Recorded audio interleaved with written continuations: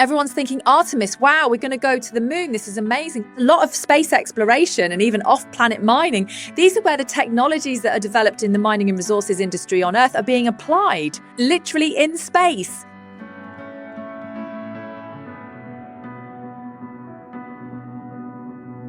Hi, my name is Dr. Catherine Ball, and some people call me a futurist, but what I actually am is a bit of a systems engineer, and I like to find invisible threads that connect with disparate systems and put them together, see if it works or not. And this is kind of in my career history too. So you'd say, well, how on earth is an environmental scientist and a person with a PhD in microbes and how they talk to each other got anything to do with flying drones looking for turtles in Western Australia, let alone the business acumen that comes from running something like a world's first technological conference on drones and robots? And I'll go, well, the answer is trying to look for better solutions. A big thing of mine is trying to bridge the gap between capability and action. And I've done that through my academic training. I've done that through my industry work. And I now do that across the startups, the scale-ups and the philanthropy that I do. So some might call it a portfolio career. Others might call it scrambled eggs. I just say I'm just living each day the best I can and having fun with what I do.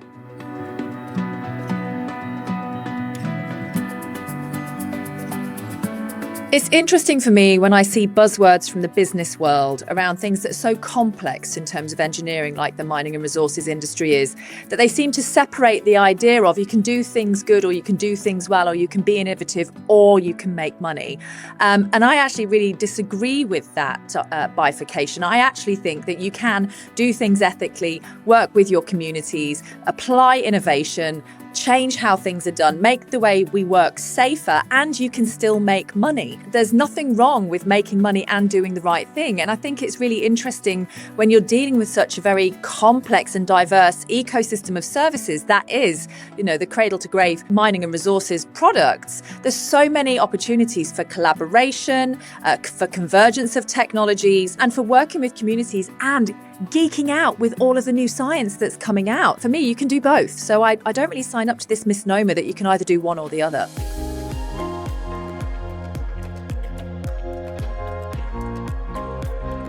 It's interesting to see sometimes that innovation is treated like a little nice to have, when in fact, actually the invisible hands of economics will push you down that line, even if you're not considering it actively. And this is where to be smart, I think, in the C-suite is to have an innovation and a change mindset that's not something to be afraid of. And so the idea that, we're looking at how do we use mining licenses we already have, but to dig deeper, to get to resources that are so deep that you can't put humans down there, what you're looking at then is you're going to need some form of AI, some form of robotics, maybe some form of quantum sensing, certainly some new forms of communications.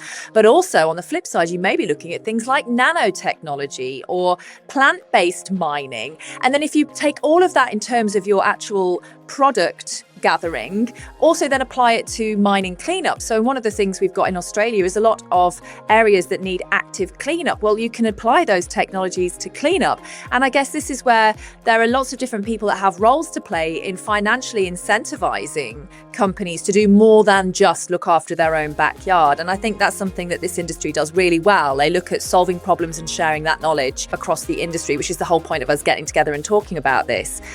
One of the sticking points I see quite frequently is people don't work with universities probably as much and as well as they could or should. And that's not necessarily the fault of industry. That's, I think, also resting on the shoulders of universities.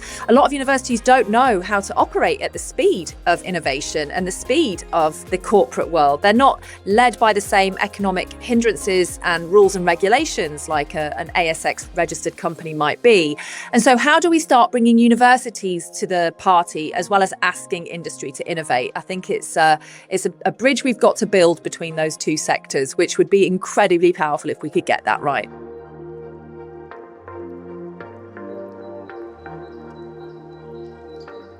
I've been known to say some controversial things in my time, so I'm going to start thinking about diversity and inclusion, and I'm going to say some controversial things. After the global financial crisis in 2008, I saw a quote on the internet which said, if Lehman Brothers had been Lehman Brothers and Sisters, we would not have had the global financial crisis. And I was like, why? So I dug deeper into the research, and what they showed was that women who work in fintech and finance typically invest differently than men. Now I'm like, is that really true along gender lines? And I'm like, that's really interesting. Do women have just this innate cultural difference in how you approach financial investments? So now if you transpose that conversation to innovation, one of the things we know is that diversity and innovation are two sides of the same coin. If you're only getting people that look a certain way, went to a certain private school, had the money so they could actually mess around and find out, knew they couldn't fail, versus people that build from grassroots and bootstrap and pull themselves up,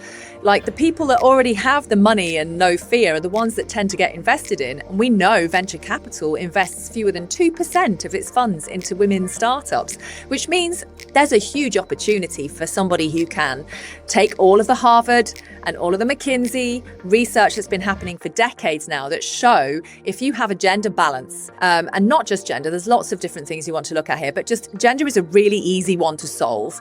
Like if you had a gender balance, that you'd actually be getting better outcomes from your innovation. And I've not seen a single paper that goes against that. So as somebody in the C-suite who might not have a STEM background, just because you've got a legal background doesn't mean you can't understand risk and reward. And so actually there is a push, I think, that if you don't have proper gender diversity in your teams, you're actually creating a risk. You're creating confirmation bias, you're creating gender bias, you're literally looking at a self-stirring pot that there's no new thought or innovation in there. So again, there are so many papers across the business world that will show just even having gender represented, you could do 40% female, 40% male and 20% wild card, whomever's there to balance it out. 50-50 isn't necessarily always going to work. And then people go, oh, there's not enough women in the mining industry. And I'm like, you do realize some of the best hires into places like defense are actually arts majors, right? So some of the best people I know in the defense industry have music degrees. So stop putting the blinkers on that you need to hire engineers to solve engineering problems. What you need to do is go for people who are polymathic or capable. So if you read music, for example, you're a coder already. You already speak another language. Think outside the square in terms of what you think skills and aptitude actually are. And just because someone went and did an arts degree doesn't mean that they can't see the problem that you're trying to solve from a completely different angle. And in fact, I think going to the arts is something that mining and resources could probably do quite quickly, quite easily, and start reaping the dividends of quite easily.